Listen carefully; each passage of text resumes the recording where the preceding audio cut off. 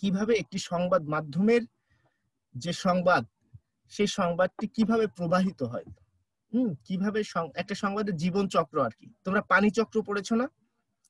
সেই পানি চক্রের মতো সংবাদের জীবনের চক্রটা কিভাবে আসলে।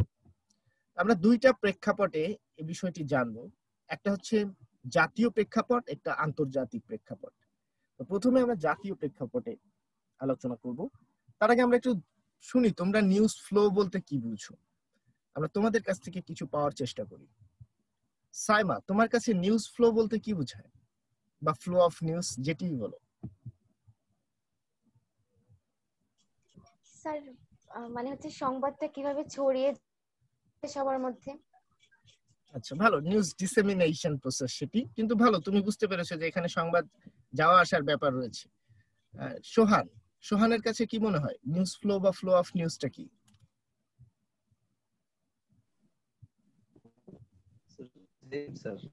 সংবাদ।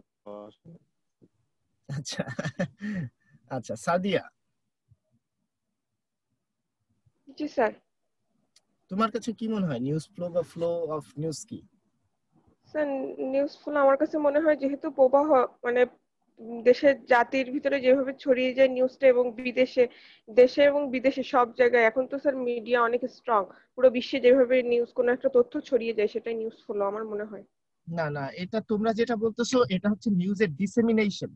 ডিসেমিনেশন মানে নিউজটা দর্শকদের মধ্যে ছড়িয়ে যাওয়া। এটা হচ্ছে দেখবা আমাদের টপিক ছিল news flow into news media, তাই না? নিউজ মিডিয়ায় আসলে কিভাবে নিউজের প্রবাহটা হয় সেটি পরবর্তীতে ছড়ায়, এটা ফ্লো এর অংশ, আমাদের ফ্লো আলোচনার অংশ। কিন্তু আমাদের মুখ্য আলোচনার বিষয় যে একটা মিডিয়া কিভাবে নিউজটাকে পায়। পানি চক্র যখন তোমরা পড়ো, পানিটা কিভাবে আসলে উৎপত্তি থেকে শুরু করে আবার ঘুরে আসে চক্রাকারে। আমাদের সংবাদের এই প্রবাহের আলোচনাও হচ্ছে সংবাদটা ওই যে শুরু হলো, সূচক সংবাদের উত্থান হলো, সেই উত্থানটা মিডিয়ায় আসা পর্যন্ত যে প্রক্রিয়া, সেই প্রক্রিয়াটি মিডিয়া থেকে আবার সেই মানুষের কাছে ছড়িয়ে যাওয়া। সংবাদ তো মানুষ, তাই না? মানুষের আশপাশে যা ঘটে, মানুষের আশেপাশের যে প্রকৃতি পরিবেশ, সেগুলো নিয়েই সংবাদ। এই সংবাদটি মিডিয়ায় এসে আবার মানুষ, প্রাণ, প্রকৃতি, পরিবেশের মধ্যে ছড়িয়ে যাওয়ার যে প্রক্রিয়া, সেটি হচ্ছে নিউজ ফ্লো বা ফ্লো অফ নিউজ, যাই বলো না কেন। তো এটা দুটি পর্যায়ে আমরা আলোচনা করব, একটা হচ্ছে জাতীয় পর্যায়ে আর একটা হচ্ছে আন্তর্জাতিক পর্যায়ে। জাতীয় পর্যায়ে নিউজ ফ্লো কিভাবে কাজ করে। প্রথমে তোমাদের একটা নিউজ পেপারের মধ্যে বা একটা টেলিভিশনের মধ্যে এই ফ্লো হওয়ার জন্য যে ডিপার্টমেন্ট গুলো থাকে, সেই ডিপার্টমেন্ট গুলো সম্পর্কে জানতে হবে। তোমাদেরকে আমি সরাসরি নিয়ে যাব, এটিএন নিউজে নিয়ে যাব, যমুনা টেলিভিশনে নিয়ে যাব, দৈনিক প্রথম আলোতে নিয়ে যাব।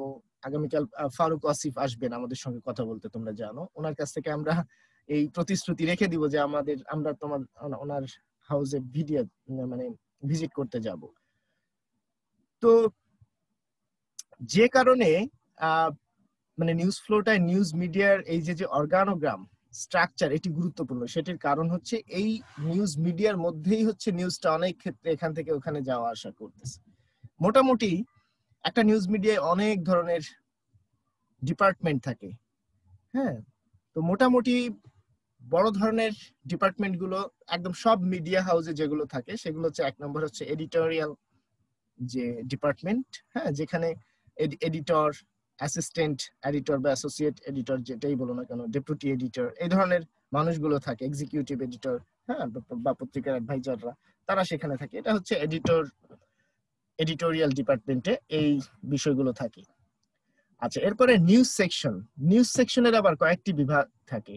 একটা হচ্ছে ধরো চিফ রিপোর্টারের যে ডেস্ক, হ্যাঁ, তার আশেপাশে এই রিপোর্টিং সেকশনটাই, রিপোর্টিং সেকশনটায় চিফ রিপোর্টারের আশেপাশে ডেপুটি চিফ রিপোর্টার এবং আরো নানা বিষয়ের রিপোর্টার একদিকে থাকে। তারপরে নিউজ রুম, হ্যাঁ, বা সাব এডিটরদের একটা পার্ট থাকে। নিউজ রুম হচ্ছে টেলিভিশনের ক্ষেত্রে আমরা ওটাকে বলতেছি, এবং নিউজ রুম এডিটর হচ্ছে আমাদের নিউজ পেপারের সাব এডিটররা, এদের একটা জায়গা থেকে, হ্যাঁ, সিনিয়র সাব এডিটর হতে পারে, সাব এডিটর হতে পারে, এরকম। এরপরে পত্রিকার ফিচার বিভাগ থাকে, ফিচার, হ্যাঁ, ফিচার ডিপার্টমেন্ট। এরা শুধুমাত্র ফিচার করে, এরা কোনো হার্ড নিউজ করে না, সফট নিউজ, বিভিন্ন ধরনের ফিচার, আর্ট ইত্যাদি নিয়ে কাজ করে। মার্কেটিং বিভাগ থাকে একটা, ঠিক আছে, যারা অ্যাডভার্টাইজমেন্ট, বিজ্ঞাপন এগুলো নিয়ে কাজ করে। এবং সর্বশেষ তোমরা দেখবা মানে এগুলো আরো গুচ্ছ গুচ্ছ অজস্র তোমার ডেস্ক থাকে, কিন্তু আমি মোটা দাগে যেগুলো বলছি, যেগুলো সব মিডিয়া হাউসে থাকে। তারপরে তোমরা রিসিপশনে একটা ডিপার্টমেন্ট থাকে এবং সিকিউরিটি বিভাগে, সেটির কথা আমরা এখন আলোচনা করতেছি না। তো মোটামুটি এখান এই ডিপার্টমেন্ট গুলোর মধ্যে নিউজের ফ্লোটা কিভাবে হয়। প্রথমে সর্বপ্রথম নাম্বার 1 অরিজিন। অরিজিনটা কোথায়? তোমরা যদি ডার্ক নামের একটা সিরিজ খুব জনপ্রিয় হয়েছে ইদানিং, তোমরা দেখো, এটা নেটফ্লিক্সের ডার্ক, কেউ দেখেছো?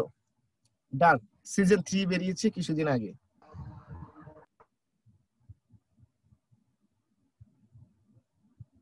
আচ্ছা, তোমরা হয়তো নাম শুনেছো কিন্তু দেখোনি। এখানে একটা এই ডার্ক, না স্যার এটা দেখা হয়নি, শুধু নাম শুনেছি। আচ্ছা, ডার্কের একটা এপিসোড আছে, ওই এপিসোডের একটা এপিসোডের নাম দি অরিজিন। হ্যাঁ, তো আমাদেরও নিউজের ফ্লো আলোচনা ক্ষেত্রে প্রথমে চলে যেতে হবে দি অরিজিনে। অরিজিনটা কি? অরিজিন হচ্ছে মানুষ, যেহেতু সংবাদ কাজ করে, ডিল করে হচ্ছে মানুষ নিয়ে। আবার মানুষ মানে প্রাণী যে নিউজ হতে পারে না তা নয়, প্রাণীও নিউজ হতে পারে, কিন্তু সেখানেও দেখবা মানুষের বেঁচে থাকার স্বার্থে প্রাণীর নিউজ করতেছে, অর্থাৎ মানুষ বেঁচে থাকবে, প্রাণ প্রকৃতি বেঁচে থাকবে এই শব্দে। হ্যাঁ, তো অ্যানিমেল অ্যাক্টিভিস্ট অনেকে রয়েছে, তারাও দেখবে যে মানুষের বেঁচে থাকার প্রয়োজনই কেন অ্যানিমেলদের ভালোবাসা উচিত সেটি বলে। কিন্তু আমার মনে হয় যে নিঃস্বার্থভাবে আসলে মানুষের স্বার্থ ছাড়া প্রাণীদের ভালোবাসা উচিত, যেটি আসলে অসম্ভব আমাদের মানুষের পক্ষে।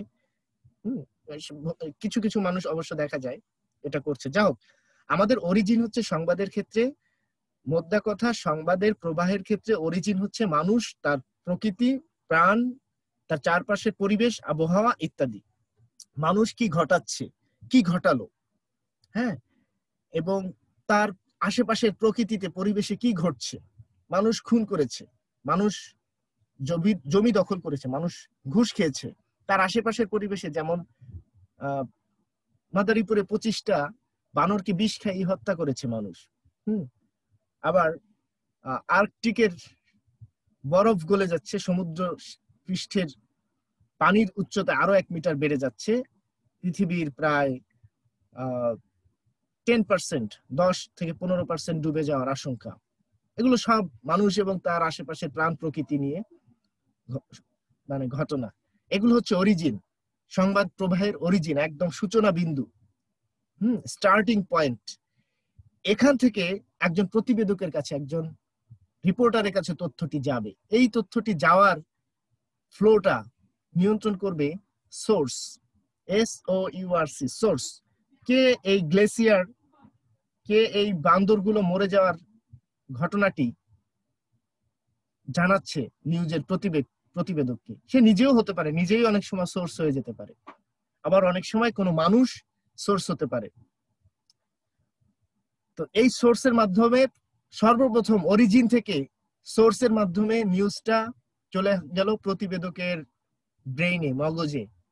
সে কিবোর্ড হাতে নিবে অথবা কলম হাতে নিবে অথবা ফ্যাক্স হাতে নিবে, সেই ডাটাগুলোকে কালেকশন করে লিখবে। রিলেটেড যত ধরনের ইনফরমেশন আছে, ডকুমেন্টস আছে, সেগুলো কালেক্ট করে এক জায়গায় করে সে সংবাদটি এক জায়গায় করে গুচ্ছ আকারে তৈরি করে সর্বপ্রথম এই যে অরিজিন থেকে প্রতিবেদক এই সংবাদটিকে গুছিয়ে সোজা ইমেইলে, হ্যাঁ, অথবা নিজের হাতে করে, আগের দিনে হলে, এখন আসলে নিজের হাতে করে কিছু প্রিন্ট করে আনে না, সকলেই ইমেইল করে তার হাউজে পাঠিয়ে দেয়। যদি টেলিভিশন মিডিয়া হয় সেক্ষেত্রেও অনেক সময় মেমোরি কার্ডে নিয়ে যায় বা মেমোরি কার্ডটি পাঠিয়ে দেয়। হ্যাঁ, এরকম হয়ে থাকে। আর ইদানিং এমন স্ট্রং উচ্চতর টেকনোলজি বেরিয়েছে যে তুমি এখান থেকে চাইলে ফুটেজ কোনো একটা মাধ্যমে গ্রাম থেকে, খুলনা থেকে ঢাকায় পাঠিয়ে দিতে পারবে পেন ড্রাইভ ছাড়া। এমন অনেক উচ্চতর হার্ড টেকনোলজি আছে যেগুলো তোমরা যখন মিডিয়ায় কাজ করবে হয়তো আরো বেশি অত্যাধুনিক হয়ে উঠবে।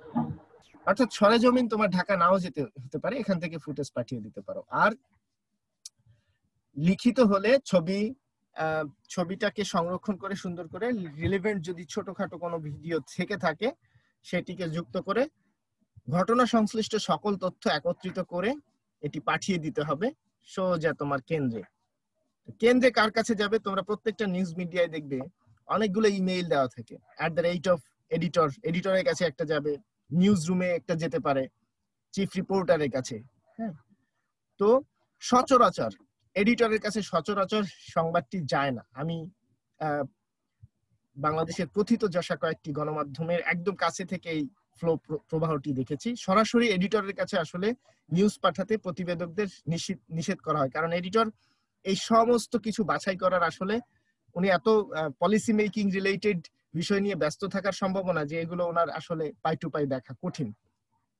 হ্যাঁ, যদিও পত্রিকায় যা যা বের হয়, যা প্রকাশ হয়, তার দায় সম্পূর্ণ সম্পাদক বা এডিটরের, কিন্তু তার কাছে আসলে প্রথমে এই সংবাদটি যায় না, প্রথমে যায় চিফ এডিটরের কাছে। হ্যাঁ, চিফ এডিটরের কাছে। তো অনেক সময় ডেপুটি চিফ এডিটরকেও এই ক্ষমতাটি দেওয়া হয় তার কাছে সংবাদ আসার। আবার কিছু কিছু পত্রিকা অফিস আলাদা করে দেয়, মফস্বলের সংবাদগুলো এই ডেস্কে আসবে। হ্যাঁ, অনুসন্ধানী সংবাদগুলো আলাদা আলাদা। হ্যাঁ, যে আদালত বিটের যারা বা আওয়ামী লীগ বিটের, বিএনপি বিটের অমুকের কাছে পাঠাবে, এটা এরকম আলাদা করে দেয়, কিন্তু এটার সম্ভাবনা খুব কম। মোটামুটি সব রিপোর্ট প্রতিবেদক পাঠাবে চিফ রিপোর্টারের কাছে। হয়তো একটা নির্দিষ্ট ইমেইল আসতে পারে, নির্দিষ্ট ইমেইল তৈরি করতে পারে, অথবা ওই চিফ রিপোর্টারের অফিস থেকে দেওয়া একটা ব্যক্তিগত ইমেইল, যেটির অ্যাক্সেস আবার আশেপাশের অনেকের থাকতে পারে, নাও থাকতে পারে। সেই ইমেইলে সবাই নিউজ পাঠাবে। চিফ রিপোর্টার এই নিউজ থেকে সিলেক্ট করবেন যে এরকম একটা এই নিউজ থেকে কোন কোনগুলো নিউজ ওর দিয়ে, অর্থাৎ তাকে সারা দেশ থেকে নিউজ পাঠাবে তার কাছে। ফ্লোটা দেখো, অরিজিন থেকে প্রতিবেদকের কাছে আসলো সোর্সের মাধ্যমে, এবং সে এটি পাঠিয়ে দিল চিফ রিপোর্টারের কাছে বা ডেপুটি চিফ রিপোর্টার বা এ জাতীয় যারা দায়িত্ব রয়েছে, হেড অফ নিউজ হতে পারে টেলিভিশন হলে, তাদের কাছে পাঠালো। এখন তারা তো এটা বসে সবাই মানে সরাসরি এডিটরের কাছে পাঠায়নি, কিন্তু তারা এখন বসে এখান থেকে এই নিউজগুলো থেকে সবচেয়ে গুরুত্বপূর্ণ সব নিউজ, শত শত 100, 150, 200, 300, 500 নিউজ আসবে, সব তো আসলে দেওয়া সম্ভব নয়। পত্রিকার জায়গা সংকুল, টেলিভিশন হলে সময়ের সংকুলন হচ্ছে না। হ্যাঁ, অল্প সময়ের মধ্যে দিতে হবে, পত্রিকা হলে অল্প জায়গার মধ্যে সব। তাহলে সবচেয়ে গুরুত্বপূর্ণ সংবাদগুলো তারা বাছাই করে এখান থেকে সাব এডিটরদের কাছে পাঠিয়ে দেওয়া হয়। যদি সিনিয়র সাব এডিটর থাকে, এবার এই চিফ রিপোর্টার থেকে প্রবাহটা সিনিয়র সাব এডিটরের কাছে যায়। তিনি যদি না থাকে, তিনি যদি থাকেন তাহলে অন্যান্য সাব এডিটরের কাছে এটি বন্টন করে দেন। তিনি যদি না থাকেন তাহলে সরাসরি সাব এডিটরদের কাছে এটি, যে সব সংবাদ যাবে সেই সংবাদগুলোকে পাঠিয়ে দেন হচ্ছে আমাদের চিফ রিপোর্টার। তিনি ফরওয়ার্ড করে দেন মেসেজটি, অথবা সরাসরি প্রিন্ট করে তাদের কাছে পাঠান, মানে নিউজ রুমের অভ্যন্তরে। তখন তারা এই যে কপিটি তাদের কাছে আসলো, সিলেক্টেড কপি, যে এই 10টা নিউজ আজকে যাবে বা এই 25টা নিউজ একসাথে তো আর না, ধরো সকালে একটা নিউজ আসছে, বিকালে একটা নিউজ আসছে, এরকম গুরুত্ব অনুযায়ী উনি পাঠাচ্ছেন আর কি। তো এই সংবাদগুলোর এডিটিং, সম্পাদনা শুরু করে সহ সম্পাদকেরা, যাদেরকে সাব এডিটর বলা হয়। তারা এই সংবাদের তথ্যসূত্র, বানান, হ্যাঁ, তারপরে দাড়ি কমা বা বিরাম চিহ্ন, অতিরঞ্জিত কোনো তথ্য আছে কিনা, মিথ্যা তথ্য আছে কিনা, অর্থাৎ নানা ধরনের কারেকশন করে তারা এটি আবার চিফ রিপোর্টারের কাছে ব্যাক দেয়। চিফ রিপোর্টার যখন এটি দেখে যে এটি ঠিক আছে, সবকিছু ঠিক আছে, তাহলে এটি তিনি এডিটরের কাছে পাঠায় দেন। আর যদি তিনি দেখেন যে এটি ঠিক নাই, তাহলে আবার সাব এডিটরের কাছে পাঠায়। এখন এই চিফ রিপোর্টার বা হেড অফ নিউজের কাছে আসার আগে আবার অনেক মিডিয়ায় একাধিক পোস্ট থাকতে পারে চিফ রিপোর্টারের আগে।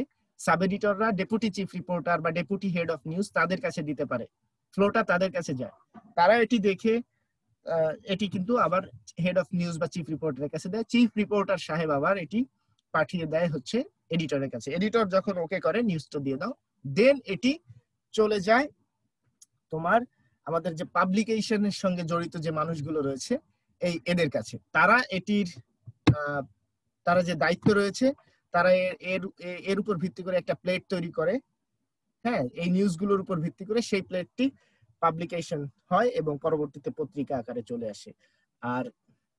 এবং পত্রিকা আকারে চলে এসে এটি সারা দেশে ডিস্ট্রিবিউট হয়ে যায়, মার্কেটিং এ চলে যায়। আর যদি টেলিভিশন নিউজ হয়, টেলিভিশন নিউজ হলে ওই যে হেড অফ নিউজের কাছ থেকে এটি চলে যায় একদম টেলিভিশনের নির্বাহী যিনি, তার কাছে। তিনি বলেন, তিনি যদি ছেড়ে দেন নিউজটি পাবলিশড হওয়ার জন্য, তখন প্রস্তুত হয়ে যায় এবং বুলেটিনে বা যে কোনো সংবাদে চলে যায়। এটি হচ্ছে জাতীয় পর্যায়ে সংবাদ অরিজিন থেকে মিডিয়ায় আসার প্রক্রিয়া।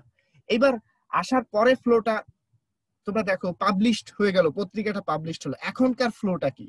এখন প্রথম ফ্লো হচ্ছে এটি হকারদের যে স্পট গুলো রয়েছে, হ্যাঁ, যেখান থেকে পত্রিকাগুলো ডিস্ট্রিবিউট হয়, সেই সব জায়গায় ডেলিভারি পার্সনরা কিন্তু এই সংবাদটি পৌঁছে দিয়ে আসে, ঠিক আছে, প্রত্যেক জায়গায়। এবং এই এই হকাররা পত্রিকার গাড়িওয়ালা গাড়ির মাধ্যমে ঢাকা থেকে বা ঢাকার রাজধানী থেকে সারা দেশে কিন্তু এটি ধীরে ধীরে ছড়িয়ে যায়। এবং অনেক দামি পত্রিকা যারা অনেক পত্রিকার মাধ্যমে লাভবান হয়, যেমন দৈনিক প্রথম আলো, তাদের ঢাকার বাইরেও ব্যুরো অফিস রয়েছে, যেমন প্রথম আলো চট্টগ্রামে রয়েছে, উত্তরাঞ্চলে রয়েছে। এই হচ্ছে প্রসেসটা প্রাথমিকভাবে পত্রিকার। আবার এই নিউজ ফ্লোটাই কিন্তু আবার অনলাইনে চলে যাচ্ছে। কিভাবে? যখন এডিটর এটি ওকে করলো, ঠিক আছে নিউজটি যেতে পারে, তখন অনলাইন সেকশনের, এই সেকশনের কথা তোমাদের বলা হয়নি, প্রত্যেকটা মিডিয়া অনলাইনের একটা সেকশন এখন কিন্তু রয়েছে, যেটি এই যে বর্তমানে সরকার নীতিমালার আওতায় যাদেরকে আনতে চাচ্ছে, তো অনলাইন সেকশনে তাদের কাছে দিবে। তাদের অবশ্য আলাদা ক্রাইটেরিয়া রয়েছে, কিছু কিছু কোনভাবে তথ্য রিপ্রেজেন্ট করবে, তারা সেইভাবে এটিকে প্রস্তুত করে অনলাইনে দিয়ে দেয়। এবং পরবর্তীতে তাদের ডিস্ট্রিবিউশন, অনলাইনে মার্কেটিং এর যে জায়গাগুলো রয়েছে, Facebook page, YouTube channel, Instagram, Pinterest, হ্যাঁ, এবং টুইটার ইত্যাদি যে সোশ্যাল প্ল্যাটফর্ম গুলো রয়েছে, তারা সেখানে ডিস্ট্রিবিউট করে দেয়। একই সঙ্গে যারা নিউজটা করে, যে প্রতিবেদক, তাকে স্পেশালি অনেক অনেক অনেক মিডিয়া হাউস কিন্তু তাকে ট্যাগ করে তাদের পেজে, ফেসবুক পেজে এই নিউজটি কিন্তু পাবলিশ করে, যেটি যমুনা টেলিভিশন এটি কিন্তু বেশিরভাগ ক্ষেত্রে করে থাকে। তোমরা দেখতে পারবে যে নিউজটি করেছে যমুনা টেলিভিশনের ফেসবুক পেজ, সেই রিপোর্টারের নামটি লিখে এটি ডিস্ট্রিবিউট করে দেয়, এবং সেই রিপোর্টার নিশ্চয়ই তার ওয়ালেও শেয়ার করে নিজেদের মতো করে। এটি হচ্ছে লোকাল নিউজ ফ্লো। এখন ইন্টারন্যাশনালি নিউজ ফ্লোটা কিভাবে আসছে? আচ্ছা, লোকাল এই নিউজ ফ্লোর মধ্যে কিন্তু আবার অনেক বিষয়গুলো আমরা আলোচনা করলাম না, আমরা শুধু সোর্স বলে অনেক কিছু কিন্তু থেমে গিয়েছে। এই সোর্সের মধ্যে কিন্তু অনেক কিছু রয়েছে, গভর্নমেন্ট এজেন্সি রয়েছে, ঠিক আছে, তারপরে আরো যারা সংবাদ সম্মেলন করছে, সেই সমস্ত ভিকটিম, সেই সমস্ত মানুষ, তারাও রয়েছে কিন্তু এই প্রসেসের মধ্যে। আবার একটা মিডিয়া আর একটা মিডিয়ার কাছ থেকে কিন্তু নিউজের ফ্লোয়ে তথ্য কিন্তু পেয়ে যাচ্ছে, নিউজ ফ্লোটাকে মানে চলমান রাখতে, এটি একটি প্রসেস। এখন লোকাল পর্যায়ের পরে আন্তর্জাতিক পর্যায়ে নিউজ ফ্লোটা কিভাবে কাজ করে? আন্তর্জাতিক পর্যায়ে আমাদের যে নিউজ ফ্লোটা আমাদের দেশের, সেটি একরকমের যেভাবে কাজ করে ওইভাবে কিন্তু কাজ করে না, আবার এক অর্থে ওইভাবেই কিন্তু কাজ করে। কিভাবে? আন্তর্জাতিক যে নিউজ এজেন্সি গুলো রয়েছে, দুই ভাবে আমরা ব্যাখ্যা করবো। একটা হচ্ছে নিউজ এজেন্সি, যারা সংবাদ বিক্রি করে। সচরাচর আমাদের যে গণমাধ্যম গুলো সংবাদকে যেভাবে ওপেন অ্যাক্সেস দিয়ে দিচ্ছে সবার কাছে, সেরকম নয়। নিউজ এজেন্সি গুলো তাদের যে গ্রাহক, শুধু তাদের কাছে এক্সক্লুসিভ, তাদের যে অ্যাক্সেস, তাদের পোর্টালে নিউজ যে হাব রয়েছে নিউজ, সেখানে, হ্যাঁ, যে গুদাম ঘর রয়েছে তাদের নিউজের, সেখানে শুধুমাত্র তাদের যে সাবস্ক্রাইবার, প্রতি মাসে বা প্রতি বছরের জন্য যারা নির্ধারিত টাকা দিয়ে তাদের এই সেবাটি নেয়, তাদেরকেই শুধু কিন্তু দেখতে দেয়। এটি খুবই গুরুত্বপূর্ণ একটা ব্যাপার। যেমন এএফপি, এজেন্সি ফ্রান্স প্রেস, বা রয়টার্স, বা তোমার এপি, অ্যাসোসিয়েটেড প্রেস মার্কিন যুক্তরাষ্ট্রের, এএফপি হচ্ছে তোমার ফ্রান্সের, এবং রয়টার্স হচ্ছে ব্রিটেন ভিত্তিক। তো এই এজেন্সিগুলো, তাদের কিন্তু সারা পৃথিবীতে অজস্র করেসপন্ডেন্ট বা প্রতিনিধি রয়েছে এক একটি দেশে, এমনকি দেশের অনেক অঞ্চলে। এই প্রতিনিধিদের পাঠানো তথ্যগুলো তাদের কাছে আসে সারা পৃথিবী থেকে। অর্থাৎ ধরো ফ্রান্স এজেন্সি প্রেস ফ্রান্স, এই যে এএফপি, হ্যাঁ, এজেন্সি ফ্রান্স প্রেস, মানে যেটিকে ইংরেজিতে হচ্ছে মানে বোঝানো হচ্ছে ফ্রান্স, ফরাসি প্রেস এজেন্সি। তারা হচ্ছে ধরো ফ্রান্সে তাদের কার্যালয়, কিন্তু সারা পৃথিবীতে বাংলাদেশ, ভারত, পাকিস্তান, নেপাল, মালদ্বীপ, সৌদি আরব, সিরিয়া, ইরাক, লেবানন, তোমার তুর্কি, বেলারুশ, ব্রিটেন, আমেরিকা, এদিকে আফ্রিকার Gambia, Nigeria, south Africa, Indonesia, China, Uzbekistan, Kazakhstan, সব জায়গায় তাদের প্রতিনিধি রয়েছে, এক বা একাধিক। অনেক সময় হেডকোয়ার্টার রয়েছে, দক্ষিণ এশিয়া বিষয়ক হেডকোয়ার্টার ধরো বাংলাদেশে, হ্যাঁ, বা ওইদিকে সিঙ্গাপুরে হেডকোয়ার্টার রয়েছে, তাদের একটা রিজিওনাল হেডকোয়ার্টার।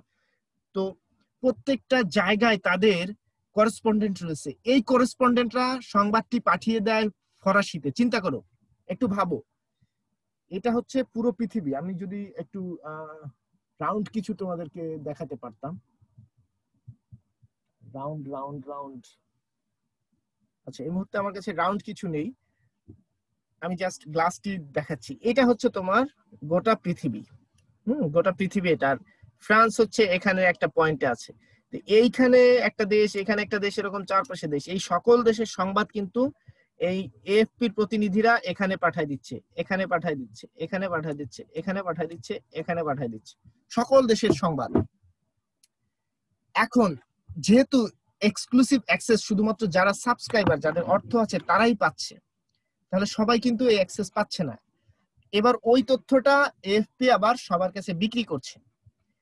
এএফপি আবার যে তথ্যটি দিচ্ছে ওটিই তুমি প্রচার করছো, কারণ তোমার নিজস্ব প্রতিনিধি নেই। ধরো প্রথম আলো এখন তুরস্ক এবং গ্রিসের মধ্যে সাইপ্রাসের পাশে ভূমধ্য সাগরে যে দখল, ভূমধ্য সাগরের যে কর্তৃত্ব, সেটি নিয়ে দ্বন্দ্ব। এই সংবাদটি দৈনিক প্রথম আলো বা দি ডেইলি স্টার বা কালের কণ্ঠ বা বাংলাদেশ প্রতিদিন বা দৈনিক যুগান্তর, তারা বাংলাদেশের করবে, তাদের কিন্তু নিজস্ব প্রতিনিধি নাই, সাইপ্রাস প্রতিনিধিও নাই, তুর্কি প্রতিনিধিও নাই, তোমার এদিকে গ্রিসেও কোনো প্রতিনিধি নাই। তাহলে তাদের এই এই নিউজ ফ্লোটা অংশগ্রহণের মানে অংশগ্রহণের ক্ষেত্রটা কি, অংশগ্রহণের পথটা কি, দুয়ারটা কি, দরজাটা কি? তাদের দরজা হচ্ছে এই এজেন্সিগুলা। এই এজেন্সি থেকে তারা যে তথ্যটি পাচ্ছে, এজেন্সির যে এজেন্ডা, সেই এজেন্ডাকে তাদের আর ভেরিফাই করার কোনো সুযোগ নেই, তাদের ওই তথ্যই দিতে হবে। এখন ফরাসিরা, ফ্রান্স যেহেতু সরাসরি গ্রিসের পক্ষে, তারা গ্রিসের পক্ষে ভূমধ্য সাগরে নিজেরা তোমার টহল পর্যন্ত দিয়েছে, হ্যাঁ, ওয়ার গেমস যেটি, হ্যাঁ, যুদ্ধের যে মহড়া, সেই মহড়াও দিয়েছে। তাহলে ফরাসি সমর নীতি, তাদের যে নিজস্ব মিডিয়া এজেন্সি এএফপি তে চলে আসবে। এই এএফপির যে তথ্যটি, সেটি যখন বাংলাদেশের কোনো পত্রিকা দিবে, তারা কিন্তু এই ফরাসি যে এজেন্ডা সেটিই কিন্তু দিবে। চিন্তা করো। বা সাইপ্রাসের একটা মিডিয়া বা তুর্কি যে মিডিয়াটা, এএফপির এজেন্সি, এএফপির সাবস্ক্রাইবার, তাদেরও কিন্তু এএফপি নিউজটাই দিতে হচ্ছে।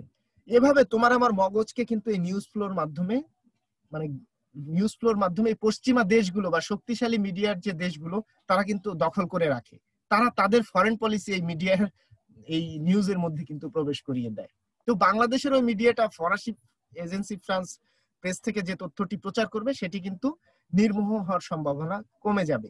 এই জন্য এই সমস্ত কারণে তথ্যের যে এই যে ভারসাম্যহীনতা, এর কারণে কিন্তু 1980 সালের দিকে ম্যাকব্রাইড নামক একজন ব্যক্তি, যিনি একজন নোবেল পেয়েছিলেন, নোবেল পুরস্কার পেয়েছিলেন শান্তিতে, হ্যাঁ, আয়ারল্যান্ডের মানুষ, উনি ব্রিটেনের, তো উনি কিন্তু এই চেষ্টা করেছিলেন, এই ব্যক্তি আইরিশ শিয়ান ম্যাকব্রাইড, উনি একটা কমিশন করেছিল ওনাকে প্রধান করে ইউনেস্কো, যে পৃথিবীতে তথ্যের ভারসাম্য নাই, শক্তিশালী অর্থনৈতিক দেশগুলো তাদের নিজস্ব চিন্তার নিউজগুলো গ্লোবাল নিউজ ফ্লোর মাধ্যমে ছড়িয়ে দিচ্ছে। হ্যাঁ, এই জন্য ম্যাকব্রাইড কমিশন সুপারিশ করেছিল নিউ কমিউনিকেশন অর্ডার তৈরি করতে, অর্থাৎ নতুন করে যোগাযোগের ধারা, তথ্যের যাতে একটা ভারসাম্যপূর্ণ প্রবাহ থাকে, কিন্তু সেটি কিন্তু আসলে বাস্তবায়িত হয়নি। কারণ এই মার্কিন যুক্তরাষ্ট্র, ফ্রান্স, তারপরে আমি দুঃখিত, আচ্ছা, মার্কিন যুক্তরাষ্ট্র, ফ্রান্স, ব্রিটেন, হ্যাঁ, এরা এটি কিন্তু মানতে চায়নি যে তথ্যের অবাধ প্রবাহ হলে এদের যে সুবিধা হচ্ছে, এদের বাণিজ্যিক সুবিধা, সামরিক সুবিধা, নানা ধরনের সুবিধা হচ্ছে। আচ্ছা, আমরা আজানের জন্য 2টা মিনিট একটু অপেক্ষা করি।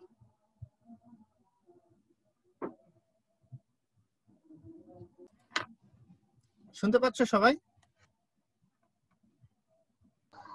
জি স্যার, শুনতে পাচ্ছি। ঠিক আছে। তো ইন্টারন্যাশনালি নিউজ ফ্লোটা যেভাবে কাজ করে সেটি নিয়ে কিন্তু কন্ট্রোভার্সি রয়েছে, সেটি বললাম আমরা। তোমাদের আরো একটি উদাহরণ একটু পরিষ্কার করে দিলে হবে। তোমরা হোলি আর্টিজানে যে সন্ত্রাসীরা হামলা করেছিল, সেদিনের কথা তোমাদের মনে আছে?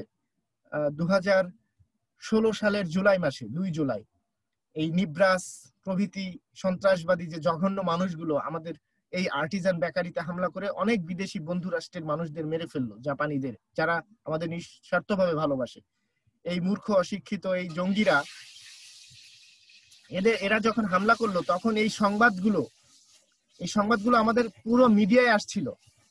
কিন্তু দুঃখের একটি বিষয় হচ্ছে, আমাদের দেশের মিডিয়াগুলো ভেতরে কি মারা গিয়েছে, কজন মারা গিয়েছে, ছবি প্রকাশ হয়েছে কিনা, এটি আমাদের দেশের ইভেন আমাদের দেশের বড় বড় চ্যানেলগুলা, টেলিভিশন চ্যানেল বলো, দৈনিক প্রথম আলো বলো, তারা সিএনএন, এনআই টাইমস, এই ফক্স নিউজ, বিবিসি কে কোট করে বলতেছে, বিবিসির প্রতিবেদন থেকে দেখা যাচ্ছে, সিএনএন থেকে দেখা যাচ্ছে, এরকম তথ্যটা দিচ্ছে। কিন্তু তোমার ঘরের সংবাদ এটা কি হচ্ছে? এই যে হচ্ছে ঢাকা, এই যে নিউ ইয়র্ক, দেখো কিভাবে আমাদের দাসত্বটা আসে। তাইলে জঙ্গিবাদের ঘটনা ঘটলো ঢাকায়, আমাদের দেশের রিপোর্টাররা এখানে চারপাশে ঘেরা আছে, কিন্তু সবচেয়ে শক্তিশালী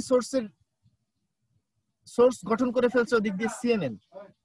ঠিক আছে, সবচেয়ে শক্তিশালী সোর্স গঠন করে ফেলেছে সিএনএন বা বিবিসি। তারা এখান থেকে তথ্যটি দিয়ে দিচ্ছে, তাদের এই যে করেসপন্ডেন্ট, তাদের যে প্রতিনিধি, তারা এই তথ্যটি দিয়ে দিয়েছে কোথায়? সরাসরি এই যে মার্কিন যুক্তরাষ্ট্রে বা ব্রিটেনে বা ফ্রান্সে, তারা এখানে কিন্তু তথ্যটি দিয়ে দিচ্ছে সবার আগে। এই তথ্যটি ফ্রান্সের যে মিডিয়া, আমেরিকার যে মিডিয়া, ব্রিটেনের যে মিডিয়া, তারা আবার কিন্তু প্রচার করছে। সেই তথ্য আবার এইখানের বাংলাদেশের মিডিয়াগুলো কিন্তু আবার লুফে নিচ্ছে। দেখো, তোমার ঘটনা, তোমার ঘরের ঘটনা চলে যাচ্ছে পরের কাছে, বিদেশে, এবার পর তোমার কাছে সেই সংবাদটি আবার পৌঁছে দিচ্ছে। তোমারই ঘটনা তুমি আরেকজনের মুখে শুনে বিশ্বাস করতেছো। এই যে ফ্লোটা নিউজের, গ্লোবাল যে নিউজ ফ্লো, এটার মাধ্যমে এক ধরনের টোটাল পৃথিবীতে এক ধরনের ডমিনেন্স তৈরি করতেছে এই শক্তিশালী, তথাকথিত অর্থনৈতিকভাবে শক্তিশালী যে দেশগুলো, তারা গণমাধ্যমের মাধ্যমে, মিডিয়ার মাধ্যমে, সংবাদের মাধ্যমে তোমার আমার মগজের কর্তৃত্ব নিচ্ছে। এ বিষয়ে একটি বই রয়েছে, তোমরা যদি পড়তে চাও পড়তে পারো। বইটি লিখেছেন মফিদুল হক। বইয়ের নাম মনোজগতে উপনিবেশ, তথ্য সাম্রাজ্যবাদের ইতিবৃত্ত। মানে এই তথ্যের মাধ্যমে একটা সাম্রাজ্য গড়ে তুলেছে তারা।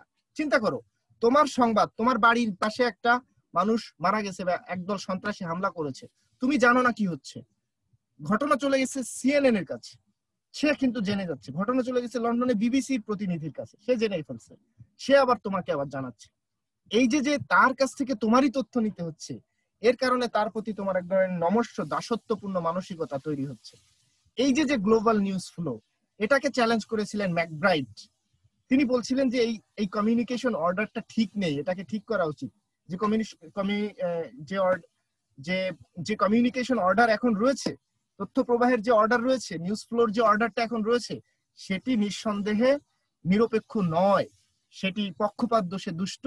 সেটি আসলে বিশেষ করে তথাকথিত তৃতীয় বিশ্বের দেশ বলা হয় যাদের, যে টার্মটি আসলে একটি বিতর্কিত টার্ম, এটা থাকা উচিত নয়। এই দেশগুলোর প্রতি এক ধরনের জুলুম করা হচ্ছে, অত্যাচার করা হচ্ছে, অবিচার করা হচ্ছে এই যে global news flow, existing news flow, সেটির মাধ্যমে। তাহলে এটিকে কিভাবে পরিবর্তন করা যায়, এটিকে চ্যালেঞ্জ কিভাবে করা যায়? এটিকে চ্যালেঞ্জ করতে হলে তথ্যের অবাধ প্রবাহ নিশ্চিত করতে হবে। হ্যাঁ, এবং আমাদের মানসিক যে দাসত্ব রয়েছে সেটিকে বদলাতে হবে। যেমন যখন বাংলাদেশের কোনো সংবাদ মাধ্যমের প্রতিনিধি, সে যত ছোট হোক, সে আমাদের কোনো মন্ত্রী, এমপি, মিনিস্টার, কোনো বাহিনীর প্রধানকে ফোন দিলে যতটা সহজে তথ্যটি সে দেয়, তারা দেয়, তত মানে আমাদের দেশের যত সহজে দিতে চায় না আমাদের প্রতিনিধিকে, বিবিসি, সিএনএন, আল জাজিরা, এদের প্রতিনিধি যখন আবার তাদেরকে ফোন দেয়, তখন কিন্তু তারা ইনফরমেশন দেওয়ার জন্য একদম প্রস্তুত থাকে। এই যে মানসিক দাসত্ব আমাদের সোর্সের কাছ থেকেও আসে, এটাও কিন্তু আমাদের নিউজ ফ্লোতে এক ধরনের বড় ধরনের প্রভাব ফেলে। আমাদের প্রবাহটা যেভাবে বিতর্কিত হয়ে যায়। কারণ কি, তুমি দৈনিক পূর্বাঞ্চল, দৈনিক খুলনা, দৈনিক প্রথম আলো থেকে ফোন দিয়ে এক মন্ত্রীকে বলবে, আমি অমুক বলছি, আপনার সঙ্গে একটু এই নিউজ, এই বিষয়টি নিয়ে কথা বলতে চাই। আর যখন বিবিসির কেউ বলবে যে আমি বিবিসির প্রতিনিধি আকবর হোসেন বলছি, আপনার সঙ্গে একটু কথা বলতে চাই, হ্যাঁ, তখন আবার আমাদের এমপি সাহেব, মন্ত্রী সাহেব, বিরোধী দলীয় নেত্রী বা কোনো বাহিনীর প্রধান, তারা আবার বলে জি জি জি জি জি বলুন, হ্যাঁ আপনি কি জানতে চান। এই যে আমাদের সোর্সদের মধ্যেও এক ধরনের পশ্চিমকে শ্রেষ্ঠ মানার এক ধরনের প্রবণতা, মানসিক দাসত্ব, এই দাসত্বটাও কিন্তু এই নিউজ ফ্লোর ক্ষেত্রে কাজ করে। আবার একই সাথে এমনও কাজ আছে, আমাদের যে নিউজ প্রতিবেদক বাংলাদেশে থেকে এই নিউজগুলো সংগ্রহ করবে, সে নিজের উপরও বিশ্বাস হারায় ফেলছে। এই সাংবাদিক, সে দেখতেছে সিএনএন কি লিখছে, তাড়াতাড়ি অ্যাপ বের করে বিবিসি কি লিখছে, আল জাজিরা কি লিখছে, সে ওদিকে চলে যাচ্ছে। সে নিজে যে একটু অনুসন্ধান করবে এই চেষ্টা কিন্তু তার মধ্যে নেই। তার ওই যে মানসিকভাবে দাসত্ব তৈরি হয়েছে ধীরে ধীরে, যে পশ্চিম থেকে যেটি আসে সেটি শ্রেষ্ঠ, অথচ তোমার ঘরের নিউজ তোমার চেয়ে ভালো কেউ কিন্তু জানতে পারে না, তোমার বাড়ির নিউজ তোমার চেয়ে ভালো কেউ জানতে পারে না। তুমি নিজে অনুসন্ধান করলে অনেক ভালো তথ্য পাও, তুমি তা না করে পাশের এক মোড়ল সে যেটা বলতেছে তোমারই ঘরের ব্যাপারে তুমি সেটি মুখস্থ তোতা পাখির মতো বলে যাচ্ছ। এই নিউজ ফ্লোটাকে চ্যালেঞ্জ করতে হবে তোমাদেরকে বড় হয়ে। তাহলে এটি হচ্ছে ইন্টারন্যাশনাল নিউজ ফ্লোর ক্ষেত্রে আমাদের যে একটা সংকট তৈরি হয়, সেই সংকটের কথা বললাম। বাংলাদেশে আসে যখন ইন্টারন্যাশনাল নিউজ গুলো, তখন এই এজেন্সির মাধ্যমে আসে বা অন্য অন্য অনেক মিডিয়ার মাধ্যমে এসে থাকে। এই মিডিয়াগুলো সারা পৃথিবীতে তাদের করেসপন্ডেন্ট দেয়, সেখান থেকে তথ্য যায়, সেই তথ্যটা আবার তারা পৃথিবীতে ডিসেমিনেট করে দেয়, সব জায়গায় ছড়িয়ে দেয়। এই ছড়িয়ে দেওয়াটার মাধ্যমে তারা এক ধরনের বড় ধরনের গ্লোবাল ডমিনেন্স তৈরি করে থাকে। এই হচ্ছে আজকের সংক্ষিপ্ত আলোচনা। তোমাদের কারো কোনো যদি প্রশ্ন থাকে প্রশ্ন করতে পারো। স্যার, এই যে ইন্টারন্যাশনাল যে নিউজগুলো দিয়ে তার কারণে বাংলাদেশের যে নিউজগুলো সিএনএন বিবিসির কারণে চলে যায়। আমি তোমার প্রশ্নটা পুরোপুরি শুনতে পাচ্ছি না। স্যার, আমি বলছি যে এই নিউজগুলো বাংলাদেশের বিভিন্ন দেশে যে নিউজগুলো আগে বিবিসি সিএনএন এর কাছে চলে যায়, এটা কি অর্থের কারণে, এই কারণে? এটা কি কিসের কারণে? এটি কিসের অর্থ, কারণে? টাকার কারণে এটা এমন হয়, বিক্রি করে দেয় টাকার কারণে নিউজগুলো? না, এটার কারণ আছে। এটা শুধু অর্থের কারণে না, অর্থ এখানে মূল ফ্যাক্টর না। এই রাষ্ট্রগুলো অর্থনৈতিকভাবে শক্তিশালী। হ্যাঁ, যেটা তোমরা যদি ইন্টারন্যাশনাল নিউজ ফ্লো নিয়ে একটু পড়াশোনা করো, বড় হয়ে জানো, তখন দেখবে যে রাষ্ট্রগুলো অর্থনৈতিকভাবে সামরিকভাবে শক্তিশালী, তাদের গণমাধ্যমগুলো অন্যান্য রাষ্ট্রের কাছে গিয়ে খুব ভালোভাবে সহজে অ্যাক্সেস পেয়ে যাচ্ছে। অর্থাৎ কাতার ছোট রাষ্ট্র, কিন্তু কাতারের নিউজ মিডিয়া আল জাজিরা খুবই প্রভাবশালী, সে বিভিন্ন দেশের রাষ্ট্রপ্রধানদের পলিসিকে চ্যালেঞ্জ করে। এটা কিন্তু বাংলাদেশের মিডিয়া বিটিভি যে পারতেছে না। এটার কারণ ওই দেশগুলোর অর্থনৈতিকভাবে মানে ডমিনেন্স থাকার কারণ, তোমার কূটনৈতিকভাবে তারা শক্তিশালী হওয়ার কারণে। ফলে আমেরিকার চ্যানেল সিএনএন যখন এসে বাংলাদেশের কোনো মন্ত্রী এমপি এমনকি প্রধানমন্ত্রীর কার্যালয়ে গিয়ে একটা তথ্য চাচ্ছে, সেখান থেকে তারা তথ্যটা দেওয়ার জন্য হুড়মুড়াচ্ছে। কিন্তু যখন বাংলাদেশের পত্রিকা প্রথম আলো, ডেইলি স্টার, কালের কণ্ঠ, যুগান্তর, জনকণ্ঠ, সংবাদ তারা যাচ্ছে, তখন কিন্তু এতটা গা ছাড়া একটা ভাব তখন দিচ্ছে না। এই যে না দেওয়ার কারণ কি?